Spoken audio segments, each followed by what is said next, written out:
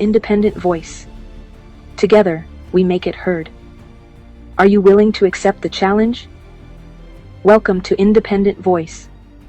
We believe in the power of independent thinking, where truth triumphs over negativity, and where your voice can spark change. Join us as we explore the vibrant tapestry of independent voices and open minds, united by a shared goal: to inspire ourselves and others to think, speak, and act with independence and courage. At IV, we are dedicated to amplifying voices that often go unheard. Whether you're here to be informed, contribute, or find inspiration, your voice is vital in shaping the conversation. Together, we can illuminate pathways to a paradigm shift towards independent thinking and strong perspectives. Independent Voice, where authenticity meets integrity, harnessing thoughts and igniting change. Subscribe now and unleash the power of your independent voice. Our goal is to make a difference that lasts. Let's put forth our will behind truth and integrity. Ready to be heard?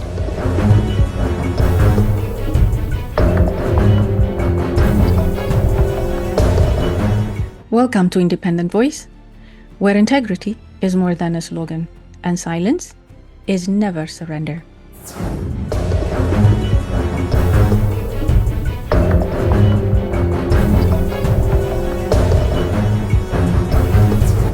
Between the gun and the gavel, Ethiopia's quest for peace, and when history tries to repeat itself.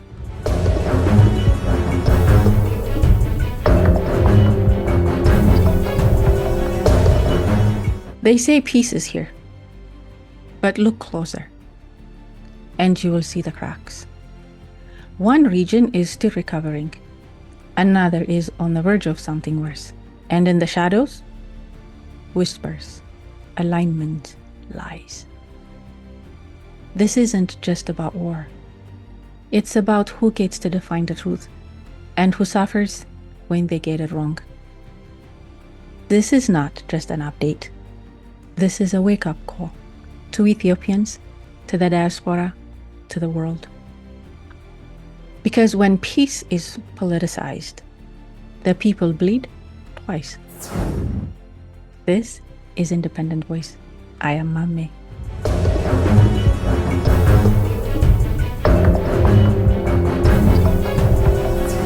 There are moments in nation's history when official words no longer hold weight unless they are matched by real change. Ethiopia stands at such a moment, a place where slogans have expired, where silence is no longer safety, and where the demand for peace has moved from whispers to waves.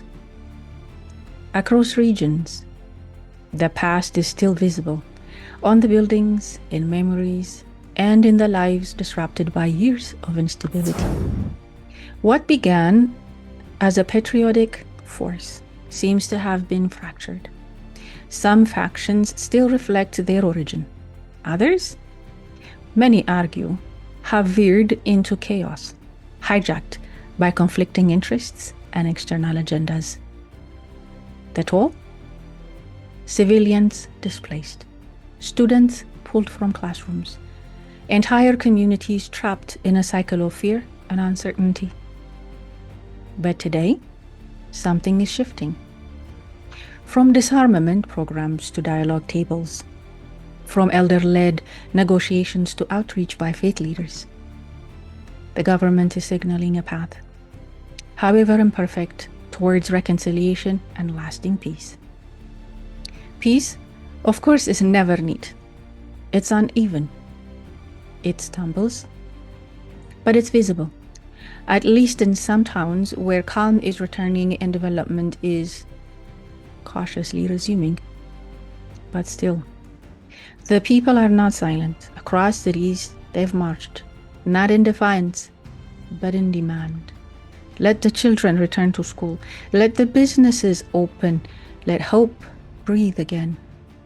Let normacy, whatever the new normal looks like, return to its course. Because peace is not a pause. It's progress. It's presence. And while much has been done, the work is far from done. While some are seeking healing, the northern wind carry a different thread, a tension, not local but regional, and it's growing.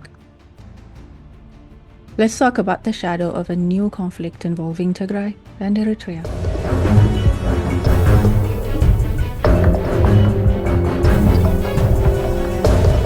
It wasn't that long ago when the world celebrated the peace between Ethiopia and Eritrea, a handshake that earned applause. Borders reopened, families reunited. Hope flickered on both sides of once bitter divide. But peace, as history shows us, isn't just about leaders meeting. It's about what happens after the cameras are gone. Today, that fragile hope is once again under strain. And the question is not whether reconciliation happened, but whether it was ever allowed to take roots. A new line of fracture is taking shape. Within Tigray, internal divisions have surfaced between the interim administration and remnants of the former TPLF leadership. And now, traveling reports suggest possible coordination between those remnants and Eritrean forces, reigniting old suspicions and drawing new fears. For many, the Pretoria Agreement was meant to end conflict. Instead, it has exposed rifts. Disarmament has been incomplete. Territorial disputes, especially in the western Tigray, remains unresolved, and Eritrea's presence looms large in the region's political calculations. Ethiopia has publicly stated its intent to avoid conflict with Eritrea. But the movement on the ground, the whispers, the alliances, the deployments all suggest that peace is fragile and possibly fleeting. If this escalates, it won't just be Ethiopia at risk. It will threaten regional trade, Red Sea security, and stability across the Horn of Africa. The question now is not who to blame, but how to prevent. The question is, would those who say they want peace help preserve it?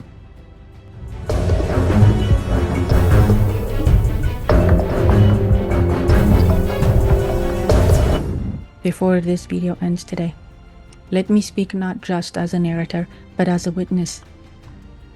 As someone who lived through the last war, as someone who remembers the confusion, the heartbreak, and the disinformation. We all remember the tweets, the digital warfare, the hashtags, the harsh images, the blatant falsehoods, the long nights filled with worries, the desperate pleas for international community to look beyond the weaponized, one-sided taglines and headlines. We asked for an ear, even a small one, to hear the truth beneath the noise. A truth often silenced, distorted by agenda. I also remember the deliberate fabrication of misinformation and the tireless commitment of the Ethiopian diaspora who stood firm, not for party, not for power, but for truth, for sovereignty, for Ethiopia. Here's my voice today. To the international community, to those with authority and power to make policy decisions, and to those who listened, watched, and quietly wondered what in God's green earth was happening in the world of Ethiopia. Remember the one-sided headlines. Remember the social media storms. Remember the pressure campaigns built on exaggerations, half-truths, and in some cases, outright falsehoods. In time, many of those narratives unraveled. Truths once buried beneath outrage and distortion slowly came to light. But by then, the damage had been done. Ethiopia and its people bore the weight of the consequences. Trade deals suspended, sanctions imposed, international relationships strained, and perhaps most painful of all, a division that tore through the heart of our diaspora, through the party lines, through families. and into the farthest corner of the world where Ethiopia's name once stood as a symbol of resilience. What the war didn't destroy, disinformation nearly did. And we're still rebuilding, not just roads and institutions, but trust. Do not repeat that mistake. Ethiopia is not seeking war.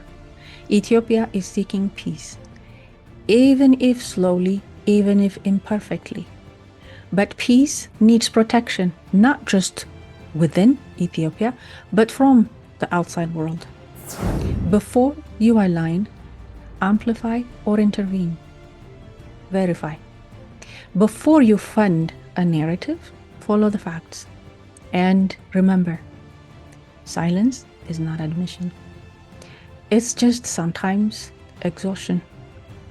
The Ethiopian administration has not remained silent. In fact, it has proactively communicated with members of the international community, issuing formal updates, clarifications, and warnings, not just to outline the internal efforts for peace, but to preempt any misrepresentation of the situation on the ground related to the issue involving Eritrea and the debunked remnants of TPLF.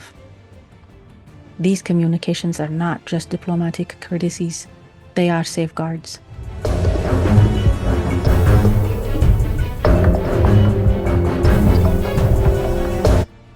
A call to the international partners: do not be misled. Do not be manipulated by agenda-driven narratives or well-packaged propaganda that may reach your desks, inboxes, or meeting halls. Ethiopia is speaking and still standing for and with peace. The question is, who's really listening? Trump's administration and all global players watching. Look again. Look deeper, not just at headlines, but at history.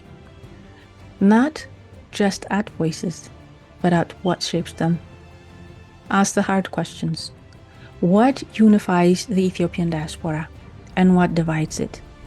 What wounds are still open? What voices speak for the people and which ones speak for power? Look into where the diaspora has been.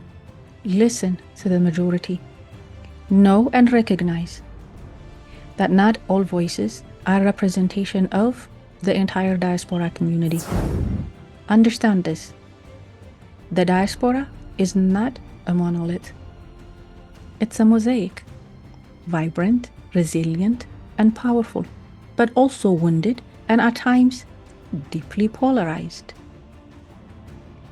Some have used their voices to build bridges. Others have weaponized theirs to deepen rifts. And too often, the loudest voices were not the most truthful, just most amplified. If you truly seek to support Ethiopia, then start by understanding it. Not just through filtered reports or political proxies, but through honest engagement. Engage the history, the struggle, the sovereignty, and the truth. Because influence, when misinformed, becomes interference. And policy, when driven by propaganda, becomes punishment. Ethiopia deserves better. And so does the truth. Ethiopia is complex, but it's not the caricature some would have you believe. Support peace. Stand for truth. And if you truly want to help Ethiopia build, not break.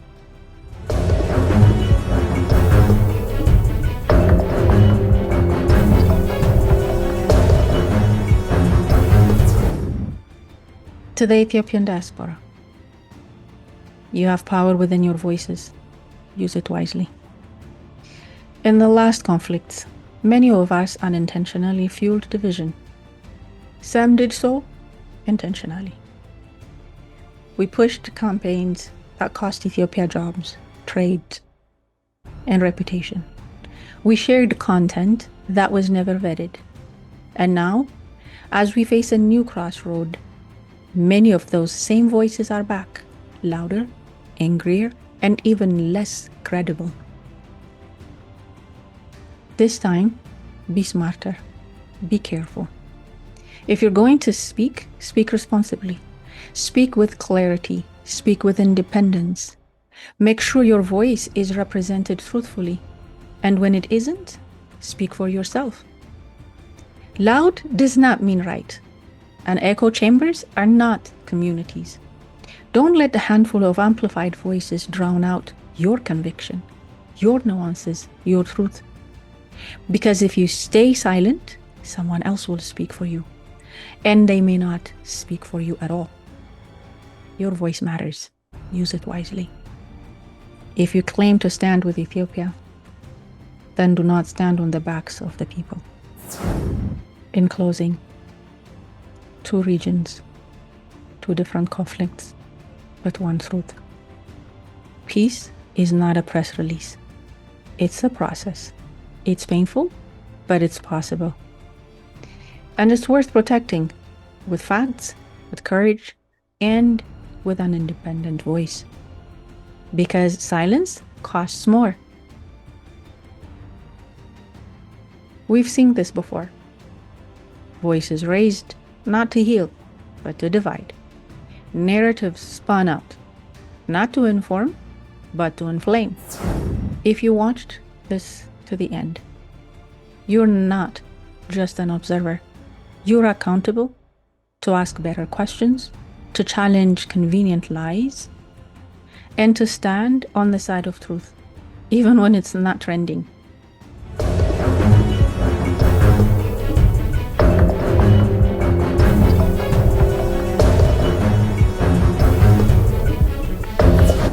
This is Independent Voice. We don't echo the noise. We cut through it. Because when stakes are this high, silence is not neutrality, it's surrender. And Ethiopia has surrendered enough. And Ethiopia has paid enough. And Ethiopia has shown enough restraint.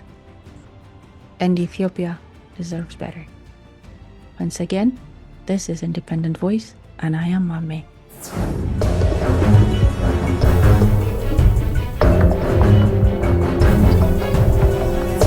Remember, use your voice to make a difference. To build, not to break. To clarify, not to confuse. And to never, ever to silence others. Thank you for watching.